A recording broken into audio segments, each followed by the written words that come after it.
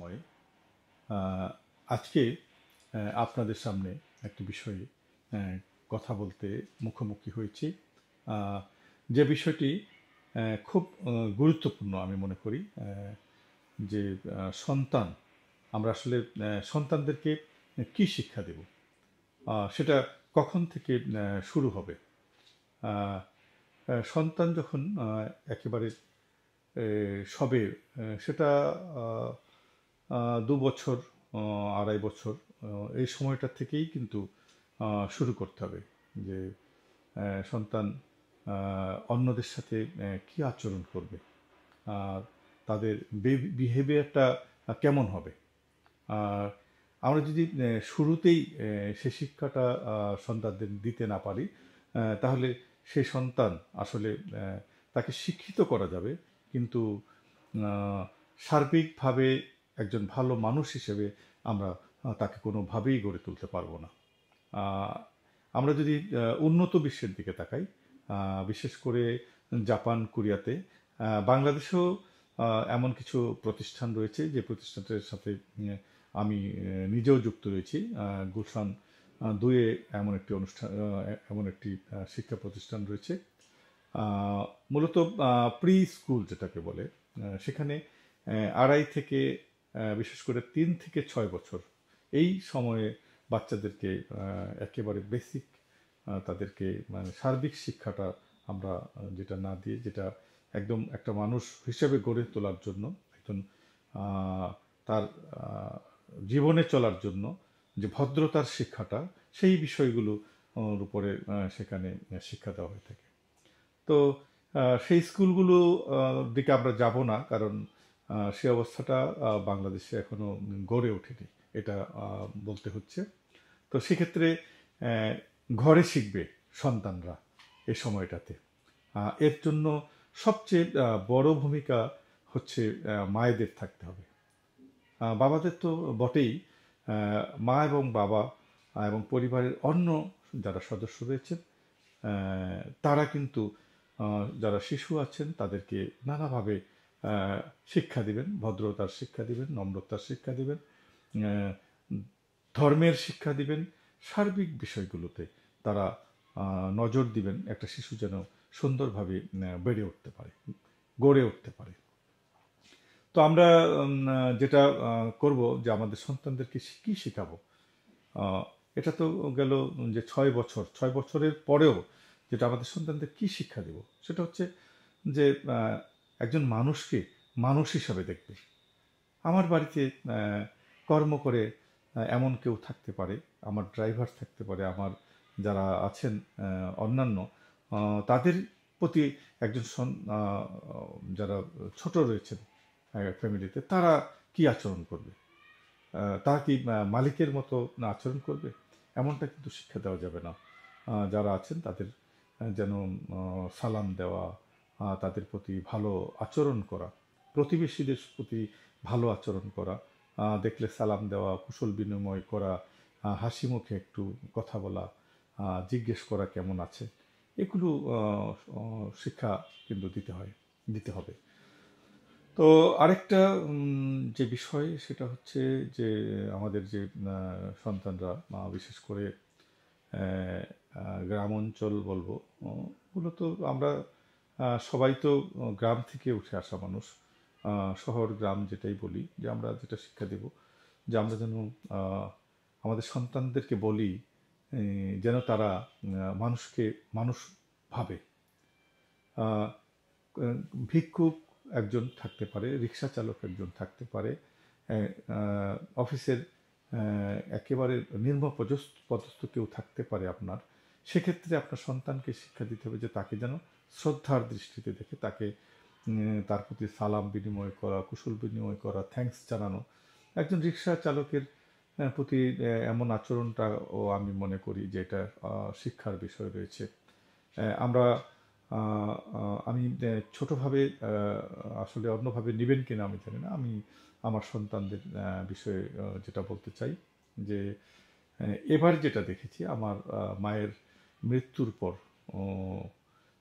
আমার যারা লন্ডনে ছিলেন, আমার ছেলে এবং তার স্ত্রী, আমার পুত্রবধূ, তারা দুজনেই লন্ডন, সেন্ট্রাল লন্ডনের কুইন এলিজাবেথ হাসপাতালের চিকিৎসক হিসেবে কর্মরত রয়েছেন।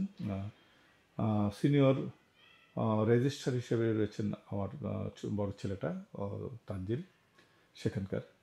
তো আমি তারা যখন লন্ডন থেকে বাড়িতে এলো, তো আমি দেখলাম সবাইকে জড়িয়ে ধরছে, কথা বলছে। বিশেষ করে আমি যেটা লক্ষ্য করেছি, আমাদের শিক্ষাটা সঠিক হয়েছে কিনা, সেটা হলো যে আমার যে বাড়িতে রয়েছেন আমার বয়োজ্যেষ্ঠ অনেক, আমি তাকে যথেষ্ট সম্মান করি, আমার বাসার একজন খালা রয়েছেন, ওনাকে আমার যে মেয়েটা পুত্রবধূ সবাইকে সালাম করার পাশাপাশি তাকে অন্যদের উনি সামনে পড়াতে ওনাকে কিন্তু আগে সালাম করেছেন এবং জড়িয়ে ধরেছেন। আমার ছেলেটাও সেভাবে তাকে সম্মান দেখিয়েছে। আমরা যেটা আসলে শিক্ষা দিই, আমরা শিক্ষা দিতে সবসময় বলি আপনাদেরকে, সেটা হচ্ছে যে মানুষকে যেন আমরা আবারও বারবার রিপিট হচ্ছে কথাটা, যে আমরা মানুষকে যেন মানুষ ভাবি, অন্য কিছু যেন না ভাবি, তাহলে আর সমস্যাটা তৈরি হবে না। তো ভেদাভেদ, মানুষের মধ্যে ভেদাভেদ সৃষ্টি করা যাবে না। একান্তভাবে নিজেদেরকে ভাবতে হবে যে আমি যেমন একজন মানুষ, একজন কোটিপতি, হাজার কোটি টাকার মালিক, শত শত বিঘা সম্পদ রয়েছে, অর্থ ধন দৌলতের মালিক, তিনি যেমন একজন মানুষ, একজন যিনি টং দোকানি, তিনিও কিন্তু একজন মানুষ, যিনি রিক্সা চালান বা অন্য কোনো কর্ম করেন, তিনিও কিন্তু একজন মানুষ। আমি যেটা ছোটো কাল থেকেই আমার সন্তানদেরকে বলে আসছি, আমার মার কাছ থেকে সেটা শিক্ষা, আমার বাবাও আমাকে সেই শিক্ষাটা দিয়েছিলেন, সেটা হচ্ছে যে যে যারা পাওয়ারফুল, অবস্থা সম্পন্ন, তাদের থেকে যারা একটু নিচু শ্রেণীতে আছে, তাদেরকে যেন বেশি সম্মান করি আমরা, তাদেরকে যেন গুরুত্বটা বেশি দিই, যেন তাদের মনে কষ্ট না জাগে যে অর্থের কারণে তাদেরকে মূল্যায়ন কম করা হচ্ছে। এই বিষয়টা প্রতি আমাদের খেয়াল রাখতে হবে, যে আমরা মানুষের মূল্যটা কিভাবে দিব, সেভাবে আমাদেরকে সন্তানদেরকে শিক্ষা দিতে হবে। শিক্ষাগুরুদের প্রতি শ্রদ্ধা সম্মানটা আমাদের কিভাবে থাকবে। তো আমি আমার সন্তানদেরকে যেভাবে বলেছি, এখন আমি দেখি যে আমার সন্তানরাও কিন্তু তাদের শিক্ষকদের সেভাবেই সম্মান করেন।